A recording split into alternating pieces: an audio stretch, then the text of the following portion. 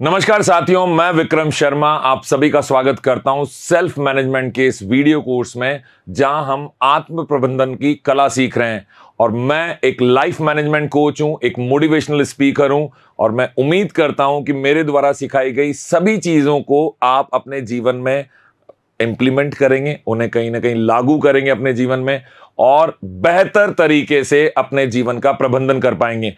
पिछले पार्ट तक, 5वें पार्ट तक हमने बात की किस तरीके से हम किसी भी समस्या का समाधान ढूंढते हैं, प्रॉब्लम सॉल्विंग स्किल्स के बारे में हमने डिस्कस किया। और इस हिस्से में पार्ट 6 में हम बात करने वाले हैं अपने सेल्फ मोटिवेशन के बारे में, खुद को खुद कैसे प्रेरित करें। तो चलिए शुरुआत करते हैं पार्ट 6 की, जहां हम अपनी आत्म प्रेरणा को बढ़ाना सीखेंगे।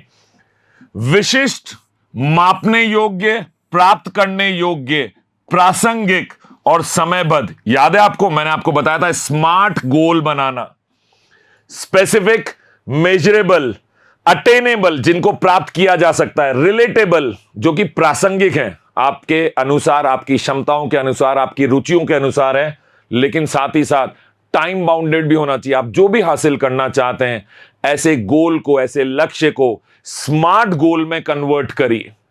कोशिश करिए कि आप समझ पाएं कि आप क्या पाना चाहते हैं। जब आप उसको पा रहे हैं तो आपने उसे कितना पा लिया है, 50% पूरा हो गया, 75% आपका लक्ष्य पूरा हो चुका है, ये आप मेजरमेंट कर सकें, माप ले सकें, ये जरूरी है। और स्वाभाविक सी बात है, आप जिस भी लक्ष्य की प्राप्ति के लिए कार्य कर रहे हैं वो पूरा होने योग्य होना चाहिए, आपके साथ जुड़ा हुआ होना चाहिए, रिलेटेबल, और टाइम बाउंडेड होना चाहिए। अगर आपने इस तरह का गोल बनाया तो उसे पाना आसान है, और इससे आपका आत्म प्रेरणा, सेल्फ मोटिवेशन आपका बढ़ेगा। तो हमेशा क्या करिए, अपने क्लियर गोल्स बनाइए, स्पष्ट लक्ष्य निर्धारित करिए, स्मार्ट गोल्स बनाइए।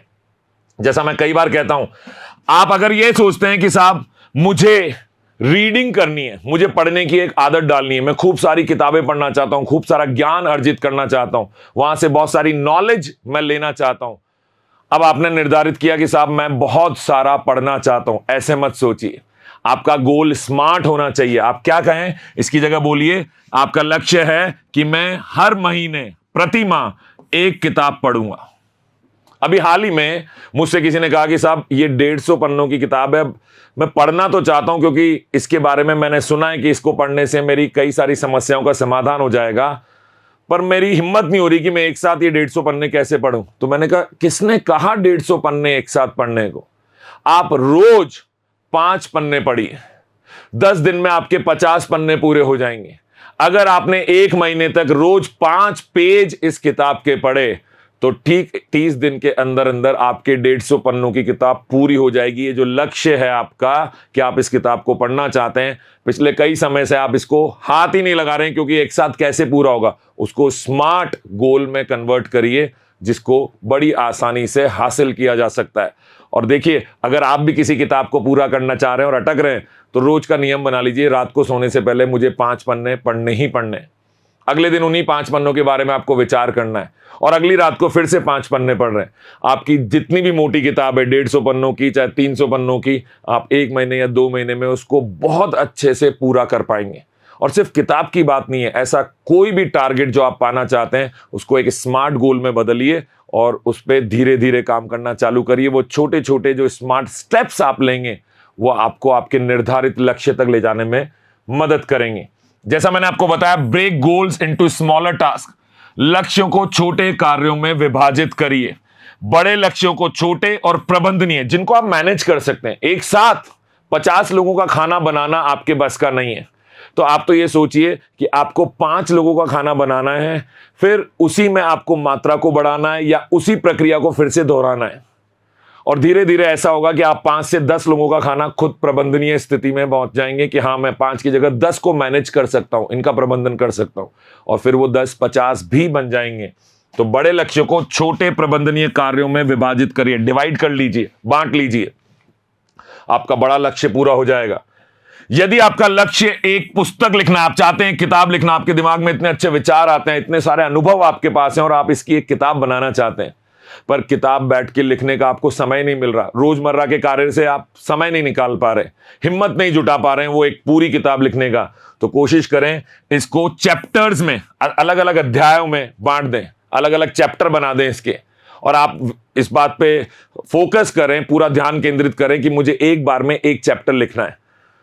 रोज मैं अगर थोड़ा थोड़ा लिखूंगा तो 2 दिन में 3 दिन में मेरा चैप्टर पूरा हो जाएगा, फिर मैं अगले चैप्टर पे फोकस करूंगा, फिर अगले 2 से 3 दिन में एक चैप्टर पूरा हो जाएगा, और आप देखिएगा एक दिन आपकी पूरी किताब तैयार हो जाएगी। तो छोटे छोटे हिस्सों में उसको बांट लीजिए, छोटे छोटे अध्याय में उसको बांट लीजिए और अपना बड़ा टारगेट अचीव करिए। इससे आपको सेल्फ मोटिवेशन मिलेगा।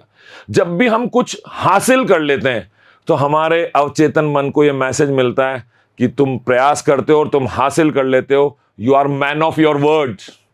मतलब तुम वो व्यक्ति हो जो अपनी कही हुई बात, अपनी सोची हुई बात, अपनी बोली हुई बात को पूरा करके दिखाते हो। देखिए कितना बड़ा कॉन्फिडेंस का, एक प्रेरणा का ये एक भाव है, एक ऐसा अभिव्यक्ति आप अपने आप को दे पाएंगे जिससे आपका सेल्फ कॉन्फिडेंस बढ़ेगा। क्रिएट अ विजन बोर्ड, दृष्टि बोर्ड बनाएं। विजन बोर्ड का मतलब क्या है? कहीं दीवार पे एक चार्ट लगा सकते हैं, एक व्हाइट बोर्ड ले सकते हैं, उस जगह पे आप क्या हासिल करना चाहते हैं वो एक विजन बोर्ड बनाइए। लिखिए कि आप अगले 2 महीनों में, अगले 6 महीनों में, अगले 1 साल में, अगले 5 सालों में कहां देखते हैं खुद को, वो विजन बोर्ड बनाइए। अपने लक्ष्यों को, अपने सपनों को सोचिए, और वो लिखने के साथ साथ अगर उसके साथ जुड़ी हुई कोई इमेज, कोई पिक्चर, एक चित्र आप बना लें।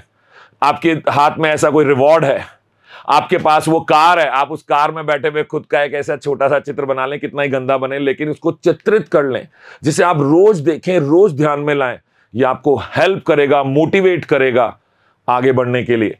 अपने लक्ष्यों और सपनों को दृष्टि बोर्ड बनाकर देखें, जिसमें छवियां हों, कई सारे एग्जाम्पल्स हों जो आपको लगातार मोटिवेट करते रहें।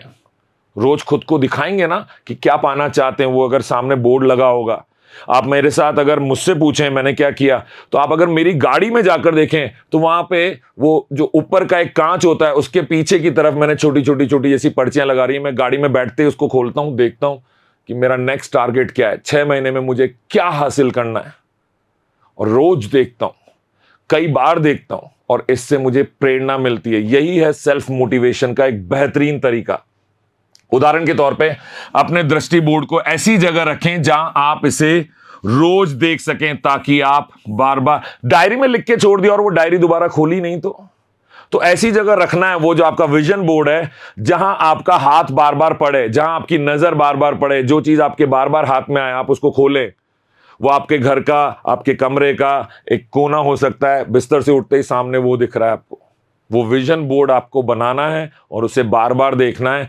इससे आपका सबकॉन्शियस माइंड, अवचेतन मन जागृत होगा, और जिसका ये जागृत हो गया उसके लिए कोई भी काम इम्पॉसिबल नहीं है। वो हमेशा मोटिवेटेड रहेगा, उसको बाहर से किसी से प्रेरणा लेने की आवश्यकता नहीं पड़ेगी। Self motivation is permanent.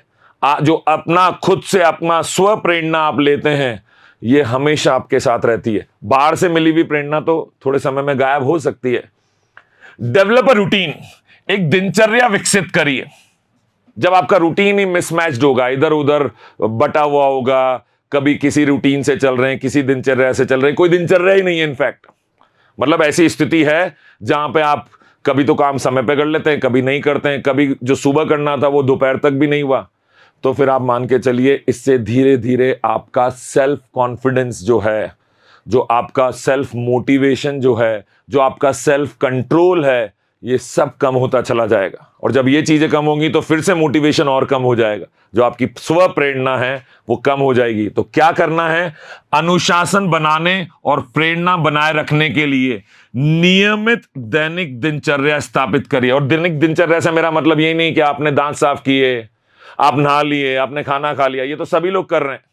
अपने काम को करने के लिए एक दैनिक दिनचर्या बनाइए कि मैं अपनी ईमेल का जवाब इतने से इतने बजे के बीच में दूंगा, मैं अपने फोन पे आए हुए व्हाट्सएप मैसेज को इतने से इतने समय के लिए देखूंगा, और उसी क्षण अगर किसी को मुझे रिप्लाई भेजना है, जवाब देना है, तो तभी दे दूंगा। ऐसा नहीं दिन भर कभी भी फोन उठाया, देखने लग गए, टाइम पास कर रहे हैं। ये दैनिक दिनचर्या नहीं है। ये तो फिर आप कैसे चल रहे हैं? बिना किसी दिनचर्या के, जो मन में आए वो कर रहे हैं, और फिर परिणाम भी वैसे ही होंगे, जैसा होना होगा कुछ भी आ जाएगा।